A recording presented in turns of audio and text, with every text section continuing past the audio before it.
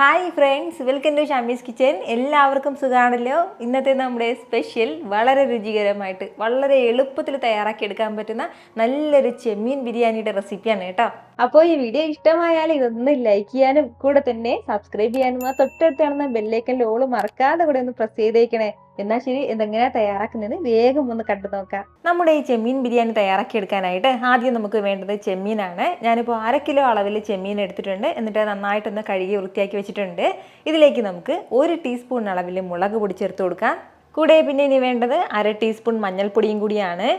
കൂടെ നമ്മുടെ ഈ ചെമ്മീനും ആവശ്യമായിട്ടുള്ള ഉപ്പും കൂടി ചേർത്തിട്ട് നല്ല രീതിക്ക് ഒന്ന് മിക്സ് ചെയ്തെടുക്കാം. മസാലയെല്ലാം ചെമ്മീനിലേക്ക് നന്നായിട്ടൊന്ന് യോജിപ്പിച്ചെടുക്കണം. ഇതുപോലെ നല്ല രീതിക്ക് എല്ലാം ഒന്ന് യോജിപ്പിച്ചെടുത്തിട്ടുണ്ട്. ഇനി നമുക്കിതൊരു 1/2 മണിക്കൂർ ഒന്ന് റെസ്റ്റ് ചെയ്യാൻ മാറ്റി വെക്കാവുന്നതാണ്. ഈ ഒരു സമയം കൊണ്ട് ഞാൻ ഇപ്പോൾ ഒരു കടായി ഒന്ന് അടുപ്പത്തേക്ക് വെച്ചിട്ടുണ്ട്. അതൊന്ന് ചൂടായി വരുന്ന സമയം ഇതിലേക്ക് നമുക്ക് 1 ടേബിൾ സ്പൂൺ അളവിൽ നെയ്യ് ചേർത്ത് കൊടുക്കാം.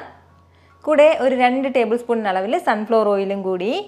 എണ്ണയും നെയ്യും എല്ലാം ഒന്ന് ചൂടായി തുടങ്ങുമ്പോഴത്തേക്കും 3 ഏലയ്ക്ക, 4 ഗ്രാമ്പു, ചെറിയ പീസ് അളവിൽ 2 കറുവാപ്പട്ടയും കൂടി ചേർക്കാവുന്നതാണ്. കൂടെ തന്നെ 2 വയനയിലയും കൂടി. ഇനി ഇത് ചെറിയ രീതിയിൽ ഒന്ന് വഴറ്റി കൊടുക്കാവുന്നതാണ്. നന്നായിട്ട് ഇതൊന്ന് ചൂടായി തുടങ്ങട്ടെ. നല്ലതുപോലെ ഇതൊന്ന് ചൂടായി തുടങ്ങുമ്പോഴത്തേക്കും പിന്നെ ഇനി നമുക്കിതിലേക്ക് ഒരു 3 സവാള നീളത്തിൽ അരിഞ്ഞ് ചേർക്കാവുന്നതാണ്. സവാള ചേർത്ത് കൊടുത്തിട്ട് വീണ്ടും നന്നായിട്ടൊന്ന് വഴറ്റിയെടുക്കാം. നമ്മുടെ ഈ സവാളയുടെ കളറൊക്കെ നല്ലതുപോലെ ഒന്ന് മാറി തുടങ്ങണം. ആ ഒരു സമയം വരെ ഒന്ന് വഴറ്റേണ്ടതായിട്ടുണ്ട്.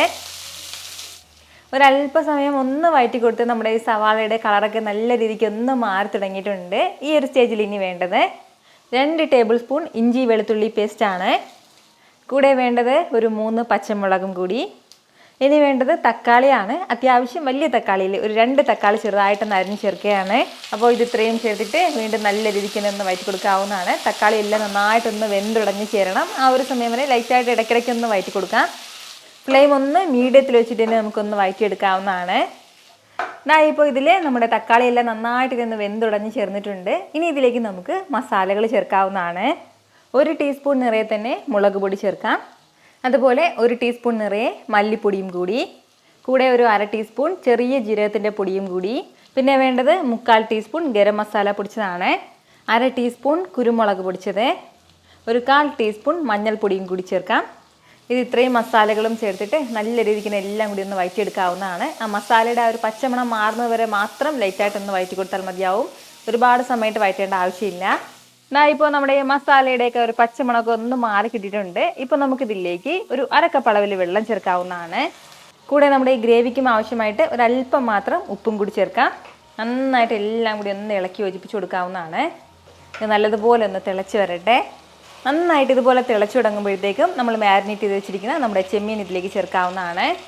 ചെമ്മീനിൽ ആവശ്യത്തിന് ഉപ്പ് ചേർത്തിട്ടുണ്ട്. അപ്പോൾ അത് നോക്കിയിട്ട് വേണം കേട്ടോ ഇതിലേക്ക് ഉപ്പ് ചേർക്കാനായിട്ട്. ചെമ്മീനും ചേർത്തിട്ട് എല്ലാം കൂടി നല്ല രീതിക്ക് ഒന്ന് മിക്സ് ചെയ്ത് കൊടുക്കാം. നല്ല രീതിക്ക് എല്ലാം കൂടി ഒന്ന് യോജിപ്പിച്ചെടുത്തിട്ട് പിന്നെ ഇനി നമുക്കിതിലേക്ക് ഒരല്പം മല്ലിയില ചേർത്ത് കൊടുക്കാവുന്നതാണ്. കൂടെ തന്നെ ഒരു 1/4 കപ്പ് അളവിൽ തൈരും കൂടി. അധികം പുളിയില്ലാത്ത തൈര് വേണം ചേർക്കാനായിട്ട്. നല്ല പുളിയുള്ള തൈരാണെന്നുണ്ടെങ്കിൽ ഒരു 2 ടേബിൾ സ്പൂൺ അളവിൽ മതിയാവും.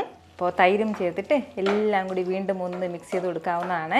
നന്നായിട്ട് ഇതുപോലെ ഒന്ന് യോജിപ്പിച്ചെടുക്കണം. ഇനി നമുക്ക് നമ്മുടെ ഈ ചെമ്മീൻ വേകുന്നത് വരെ ഇതൊന്ന് അടച്ചു വെക്കാവുന്നതാണ്. ഞാനൊരു 10 മിനിറ്റ് ഇതൊന്ന് അടച്ചു വെച്ച് വേവിച്ചെടുക്കുകയാണ്. ഫ്ലെയിം മീഡിയത്തിൽ തന്നെ വെച്ചിരിക്കാവുന്നതാണ്. ഒരുപാട് ഹൈ ഫ്ലെയിമിലും വെക്കേണ്ട, തീരെ ഫ്ലെയിം കുറച്ച് വെക്കേണ്ട ആവശ്യമില്ല. ഇടയ്ക്കിടയ്ക്ക് 2-3 തവണ ഒന്ന് ഇളക്കി കൊടുത്തേക്കണം കേട്ടോ.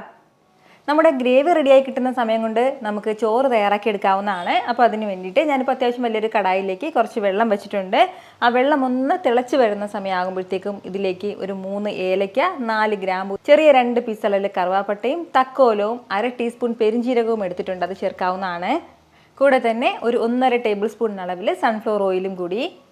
ഇനി ഇതിലേക്കും ആവശ്യമായിട്ടുള്ള ഉപ്പ് ചേർക്കാവുന്നതാണ്. നമ്മൾ ഈ വെള്ളം ഒന്ന് ടേസ്റ്റ് ചെയ്ത് നോക്കുന്ന സമയത്ത് ഒരല്പം ഉപ്പ് ഇങ്ങനെ മുമ്പിൽ നിൽക്കണം. ആ ഒരു രീതിക്ക് വേണം കേട്ടോ ഇതിലേക്ക് ഉപ്പ് ചേർക്കാനായിട്ട്.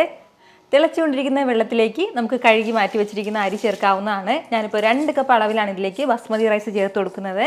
ബസ്മതി റൈസിന് പകരം നമുക്കിതിലേക്ക് കൈമ റൈസോ ജീര റൈസോ എടുക്കാവുന്നതാണ്. 400 ഗ്രാം അളവിലാണ് കേട്ടോ അരി എടുത്തിട്ടുള്ളത്. കൂടെ തന്നെ ഒരല്പം മല്ലിയിലയും കൂടി ചേർക്കാം. ഇനി നമ്മുടെ റൈസ് നന്നായിട്ടൊന്ന് വേകുന്നത് വരെ ഫ്ലെയിം ഒന്ന് ഹൈയിൽ വെച്ചിട്ട് തന്നെ വേവിച്ചെടുക്കാവുന്നതാണ്. ഒരു 80% മാത്രം വെന്ത് കിട്ടിയാൽ മതിയാവും. നല്ല പെർഫെക്റ്റായിട്ട് വേവിച്ചെടുക്കരുത്. നമ്മുടെ റൈസ് ഇങ്ങനെ ഒന്ന് തിളയ്ക്കാൻ തുടങ്ങിയിട്ട് ഏകദേശം ഒരു 12-13 മിനിറ്റോളം ആയിട്ടുണ്ട്. അത്രയും സമയം കൊണ്ട് തന്നെ നന്നായിട്ട് ഒന്ന് വെന്ത് കിട്ടിയിട്ടുണ്ട്. ഞാൻ പറഞ്ഞതുപോലെ ഒരു 80-85% മാത്രമേ വെന്തിട്ടുള്ളൂ, നല്ല പെർഫെക്റ്റ് ആയിട്ട് വെന്തിട്ടില്ല. ഇനി നമുക്കിതിൽ വെള്ളം കംപ്ലീറ്റ് ആയിട്ട് വാർന്ന് മാറ്റിയിട്ട് ഒരു പ്ലേറ്റിലേക്ക് ഇതൊന്ന് എടുക്കാവുന്നതാണ്. ഈ ചോറ് കംപ്ലീറ്റ് ആയിട്ട് നമ്മുടെ ഈ ചെമ്മീൻ വേവിക്കാൻ വെച്ചിട്ട് ഏകദേശം ഒരു 10 മിനിറ്റോളം കഴിഞ്ഞിട്ടുണ്ട്. അത്രയും സമയം കൊണ്ട് തന്നെ ചെമ്മീനെല്ലാം നല്ല രീതിക്ക് തന്നെ ഒന്ന് വെന്ത് കിട്ടിയിട്ടുണ്ട്. ഇതുപോലെ അതിലുണ്ടായിരുന്ന ആ ഗ്രേവി എല്ലാം ഒന്ന് വറ്റി കിട്ടിയിട്ടുണ്ട്. ഈ ഒരു രീതിക്ക് വേണം കേട്ടോ നമ്മളൊന്ന് ഗ്രേവി തയ്യാറാക്കി എടുക്കാനായിട്ട്. അധികം വെള്ളമൊന്നും ഉണ്ടാവരുത്, ഇതുപോലെ വേണം, നല്ല തിക്കായിട്ട് വേണം ഗ്രേവി കിട്ടാനായിട്ട്. ഇത്രയും ആയി കഴിഞ്ഞാൽ ഇനി നമുക്ക് വേഗം തന്നെ ഇതൊന്ന് സെറ്റ് ചെയ്തെടുക്കാവുന്നതാണ്. ഞാനിപ്പോൾ ഇതുപോലെ ഒരു കടായിലാണ് ഇതൊന്ന് ദം ചെയ്തെടുക്കാൻ പോകുന്നത്. അപ്പോൾ ഇതിലേക്ക് നമുക്ക് പകുതി അളവിൽ ചോറ് ചേർത്ത് കൊടുക്കാവുന്നതാണ്. വേവിച്ചെടുത്തിരിക്കുന്ന ചോറ് ചേർത്തിട്ട് എല്ലാം കൂടി നല്ല രീതിക്ക് തന്നെ ഒന്ന് സ്പ്രെഡ് ചെയ്ത് കൊടുക്കാം. ഇനി ഇതിന് മുകളിലായിട്ട് നമ്മൾ തയ്യാറാക്കി വെച്ചിരിക്കുന്ന നമ്മുടെ ഈ ഗ്രേവി ചേർക്കാവുന്നതാണ്. എല്ലാ ഗ്രേവിയും ഒരേ സ്ഥലത്തേക്ക് ഇടാതെ എല്ലാം നമുക്കൊന്ന് സ്പ്രെഡ് ചെയ്ത് തന്നെ ഒന്ന് വെച്ച് കൊടുക്കാവുന്നതാണ്. നമ്മുടെ ഈ ഗ്രേവി കംപ്ലീറ്റ് ആയിട്ട് വെച്ച് കൊടുത്തു കഴിഞ്ഞാൽ ഇനി ഇതിന് മുകളിലേക്ക് ബാക്കിയുള്ള റൈസും കൂടി ചേർക്കാം. എന്നിട്ട് വീണ്ടും നമ്മുടെ ഈ ഗ്രേവി എല്ലാം ഒന്ന് കവർ ചെയ്യുന്നത് പോലെ എല്ലാം ഒന്ന് നിരത്തി വെക്കാവുന്നതാണ്. ഇതിപ്പോൾ അത്യാവശ്യം വലിയൊരു കടായിയാണ്, അതിൻ്റെ പേരിൽ എനിക്ക് ഈ ഒരു 2 ലെയർ വെക്കേണ്ടി വന്നിട്ടുള്ളൂ. അതെല്ലാം ഇച്ചിരി കൂടി ചെറുതാണ് നമ്മൾ എടുക്കുന്നതെങ്കിൽ ഒരു 3 ലെയറായിട്ട് വേണമെങ്കിൽ അങ്ങനെ നമുക്ക് വെക്കാവുന്നതാണ്. ഇനി ഇതിന് മുകളിലേക്ക് വറുത്തെടുത്ത അണ്ടിപ്പരിപ്പും മുന്തിരിയും സവാളയും ചേർക്കാവുന്നതാണ്. അത് നമ്മുടെ ഇഷ്ടത്തിനനുസരിച്ചിട്ട് എത്ര വേണമോ അതിനനുസരിച്ചിട്ട് ചേർക്കാം. കൂടെ തന്നെ ഒരല്പം മല്ലിയിലയും കൂടെ തന്നെ ഇതിലേക്ക് 1 ടേബിൾ സ്പൂൺ അളവിൽ നെയ്യും കൂടി ഇതിന് മുകളിലേക്ക് ചേർക്കാവുന്നതാണ്. ഇത്രയും ആയിക്കഴിഞ്ഞാൽ ഇനി നമുക്ക് ദമ്മിടാൻ പാകത്തിലായി. പക്ഷേ ഞാനിപ്പോൾ ഇതിലേക്ക് ഒരല്പം കളർ കൂടി ചേർക്കുകയാണ്. ഒരല്പം കുങ്കുമപ്പൂവിലേക്ക് ചൂടുവെള്ളം ചേർത്തിട്ടുണ്ട്. അപ്പോൾ അത് നമുക്ക് ഒരല്പം കളറിന് വേണ്ടി ചേർക്കുന്നതാണ്, തികച്ചും ഓപ്ഷനിലാണ്, ഒട്ടും നിർബന്ധമില്ല ഇങ്ങനൊരു കളർ ചേർക്കണം എന്നുള്ളത്. കൂടെ കുറച്ച് റെഡ് ഫുഡ് കളറും കൂടി, ഇതിൽ ഏതെങ്കിലും ഒന്നാണെന്നുണ്ടെങ്കിൽ ഒന്ന് തന്നെ ചേർക്കാവുന്നതാണ്. ഇനി നമുക്കിതൊന്ന് കുറഞ്ഞ ഫ്ലെയിമിൽ ഒരു 10 മിനിറ്റിൽ ഒന്ന് ദമ്മിലിടാവുന്നതാണ്. അടി കട്ടിയില്ലാത്തൊരു കടായിയാണ് നമ്മൾ എടുക്കുന്നതെങ്കിൽ ഇതിന് മുകളിൽ ഒരു ദോശ തവ ഒന്ന് ഇട്ടിട്ട് വേണം കേട്ടോ വെക്കാനായിട്ട്. ഇല്ലാന്നുണ്ടെങ്കിൽ നമ്മുടെ റൈസ് അടുക്കി പിടിക്കാവുന്ന പ്രത്യേകം ശ്രദ്ധിച്ചേക്കണം. ഇപ്പോൾ നമ്മുടെ റൈസ് ഇങ്ങനെ ഒന്ന് ദമ്മിലിരിക്കാൻ തുടങ്ങിയിട്ട് ഏകദേശം ഒരു 10 മിനിറ്റോളം ആയിട്ടുണ്ട്. അത്രയും സമയം കൊണ്ട് തന്നെ നല്ല പെർഫെക്റ്റ് ആയിട്ട് നമ്മുടെ റൈസ് എല്ലാം ഒന്ന് വെന്ത് കിട്ടിയിട്ടുണ്ട്. ഈ ഒരു രീതിക്ക് ഇനി നമുക്കൊന്ന് ലൈറ്റായിട്ട് ഇളക്കി കൊടുക്കാവുന്നതാണ്. എന്നിട്ട് നമ്മളിത് ഉടൻ തന്നെ ഈ ചെമ്മീൻ ബിരിയാണി സെർവ് ചെയ്യുന്നതിനേക്കാളും 2-3 മണിക്കൂർ ഒന്ന് വെയിറ്റ് ചെയ്തിട്ടൊന്ന് സെർവ് ചെയ്യുന്നതാണ് അതിൻ്റെ കൂടുതൽ ടേസ്റ്റ് കിട്ടുന്നത് കേട്ടോ. അപ്പോഴത്തേക്ക് നമ്മുടെ മസാല കംപ്ലീറ്റ് ആയിട്ട് റൈസിൽ ഇറങ്ങിയിട്ടുണ്ടാകും. സൂപ്പർ ടേസ്റ്റ് ആയിട്ടുള്ള ചെമ്മീൻ ബിരിയാണിയാണ്. ഇതുവരെയും ഇതുപോലെ നിങ്ങൾ ട്രൈ ചെയ്തിട്ടില്ല എന്നുണ്ടെങ്കിൽ മസ്റ്റായിട്ട് ചെമ്മീൻ ബിരിയാണി ഇതുപോലെ ട്രൈ ചെയ്ത് നോക്കണം. വളരെ എളുപ്പമല്ലേ? ട്രൈ ചെയ്ത് നോക്കുന്നവരൊക്കെ മറക്കാതെ നിങ്ങളുടെ ഫീഡ്ബാക്ക് കൂടി ഒന്ന് അറിയിച്ചേക്കണം. കാരണം നിങ്ങളുടെ ഫീഡ്ബാക്ക് കാണുമ്പോഴായിരിക്കും അത് മറ്റുള്ളവർക്കും തയ്യാറാക്കി നോക്കണം എന്നുള്ളൊരു പ്രചോദനം ഉണ്ടാകുന്നത്.